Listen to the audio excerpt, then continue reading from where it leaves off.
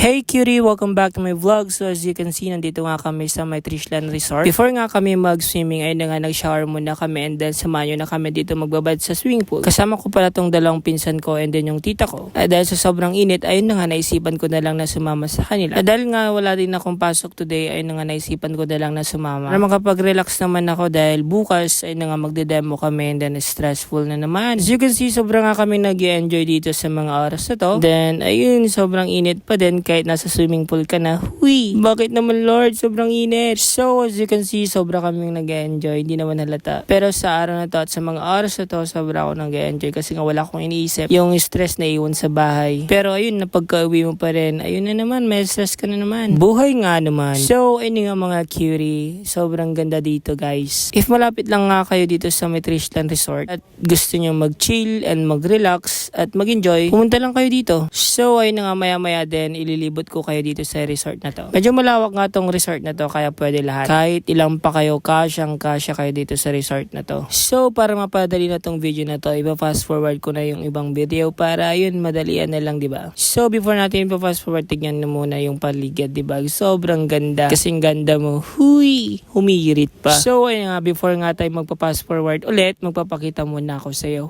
Uy, sa'yo. So, ayun na nga. Nag-enjoy ako sa mga oras na to. Hindi lang halata, diba? So, ayun na nga. Ipa-fast forward na natin tong video na to. Huy, ilang beses ko nang binanggit yun na. Pero, heto na nga. Ipa-fast forward na talaga.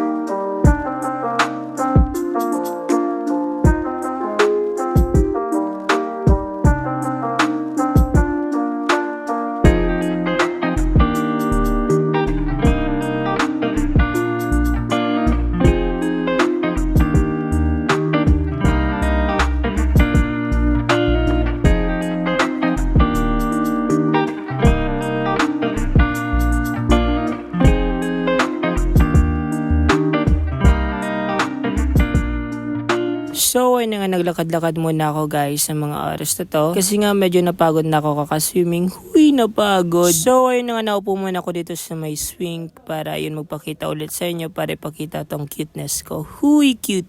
So, ayun nga, hindi ko alam kung anong ayos na itong buhok ko. Pero ayun, ganyan na. Cute naman ako eh. Huy! Wala akong pake kung di ka nakakitan sa akin pero ang cute ko. Huwag ka na umangal. Ngayon lang ako magiging cute eh. So, ayun nga, nakabihis na ako. Hindi ko na napakita sa inyo. Alam nga naman ipapakita ko sa inyo, diba? So, ayun nga, kakunti na yung mga tao sa mga oras na to. Pero maganda pa rin yung paligid, diba? Dito na nga nagtatapos ng video na to. Thank you for watching and follow for more. See you in my next vlog. Bye!